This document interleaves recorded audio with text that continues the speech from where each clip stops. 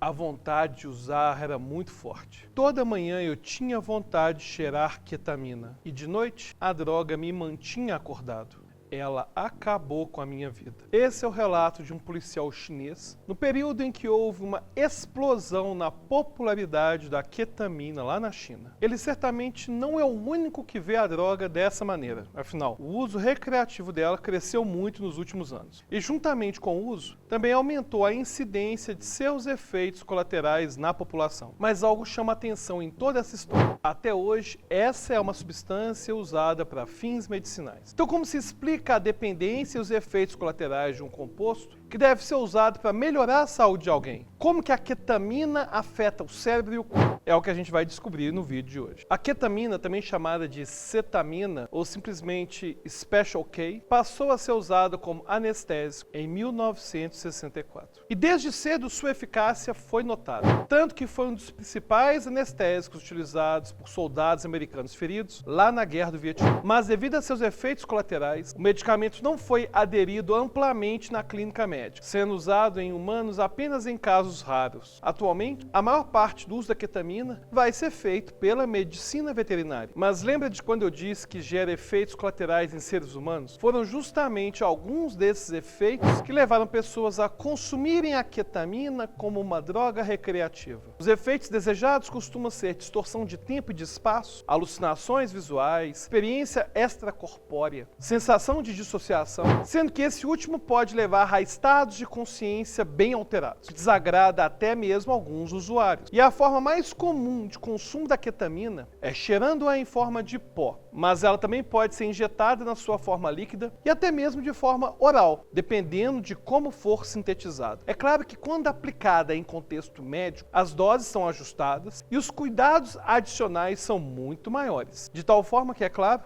os riscos diminuam. Mas usuários recreativos frequentemente têm demonstrado diversos efeitos colaterais, além daqueles que já comentamos antes. Um dos efeitos cognitivos que parecem mais robustos na literatura é o prejuízo na memória de curto e de longo prazo. Já foram observadas também cólicas e dores abdominais, problemas no fígado, na bexiga e no sistema cardiovascular. Vale destacar que o efeito sedativo e os problemas motores que surgem com o consumo de ketamina podem deixar o consumidor vulnerável a riscos cotidianos, como dirigir, manipular objetos perigosos ou realizar tarefas motoras complexas. Por isso, uma lição importante para quem busca reduzir os danos de usuários de ketamina é não deixar alguém que consumiu essa droga sozinho enquanto os sintomas duram. E todos os efeitos que citamos aqui podem ser potencializados caso o usuário consuma outras drogas juntamente à ketamina. E em casos extremos, os efeitos colaterais podem sim levar à morte. Bom, nessa altura você deve estar pensando em como que essa droga atinge o cérebro de quem a consome. E se você tem acompanhado os vídeos aqui do canal, vai reconhecer algumas das ações que a ketamina tem sobre nossos neurotransmissores. Nos episódios sobre álcool e sobre lança-perfumes, nós falamos sobre os neurotransmissores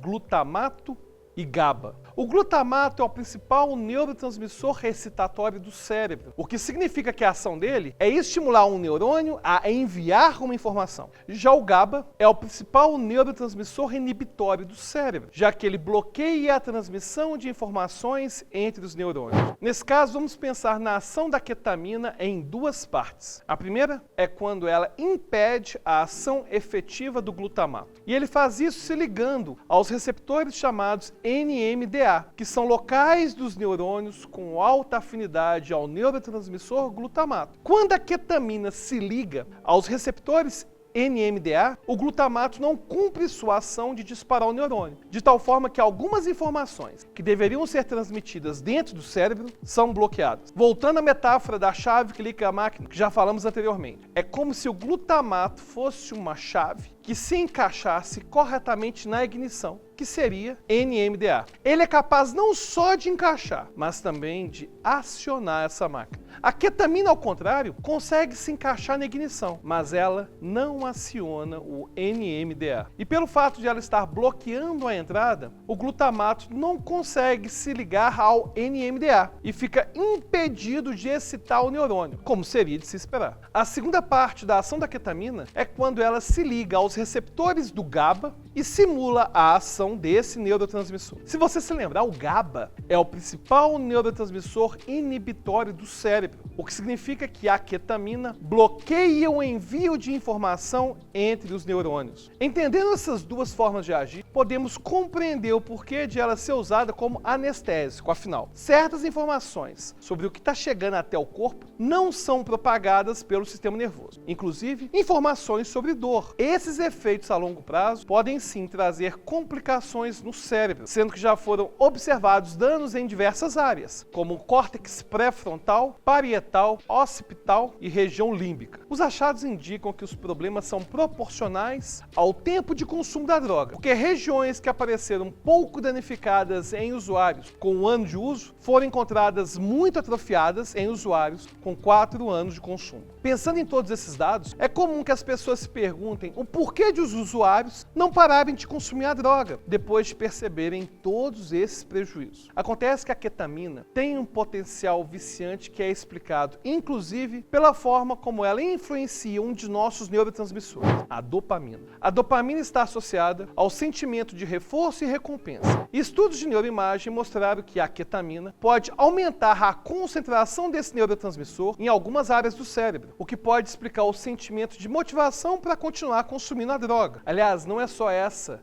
a semelhança entre o consumo recreativo de ketamina e o vício em outras substâncias. Também já foi encontrado padrão de tolerância, ou seja, a necessidade de consumir doses cada vez maiores da droga para obter os mesmos efeitos iniciais, sendo que usuários frequentes chegam a relatar um aumento de 600% comparado às primeiras doses. Além disso, muitas pessoas que tentaram parar de consumir a ketamina relataram uma fase de abstinência, com tremores, ansiedade e um forte desejo para voltar a consumir a droga. Mas o interesse crescente dos cientistas na ketamina não tem sido apenas para saber como ajudar dependentes dela, mas também para usá-la como forma de tratamento para condições como a depressão e até mesmo a dependência de heroína ou de álcool. Falando sobre resultados promissores no tratamento de depressão, foi observado em contexto experimental que doses específicas da ketamina podem reduzir a atividade disfuncional em áreas relacionadas a sintomas depressivos. Um exemplo é o córtex cingulado anterior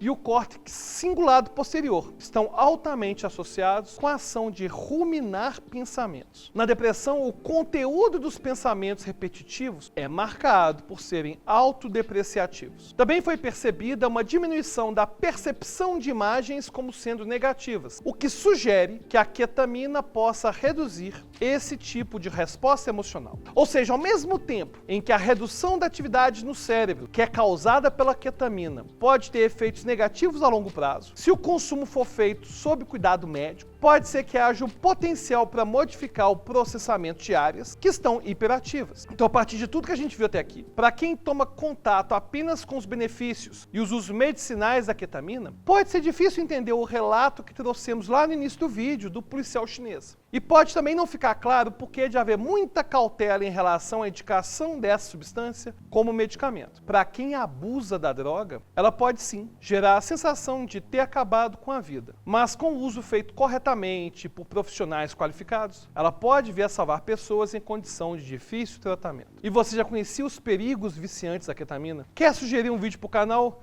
Deixe nos comentários. Agora, se você quiser conversar diretamente comigo, aí tem que virar apoiador. Só clicar no link da descrição e escolher o plano que mais se encaixa no seu bolso. E a gente continua essa conversa lá no grupo secreto do Telegram.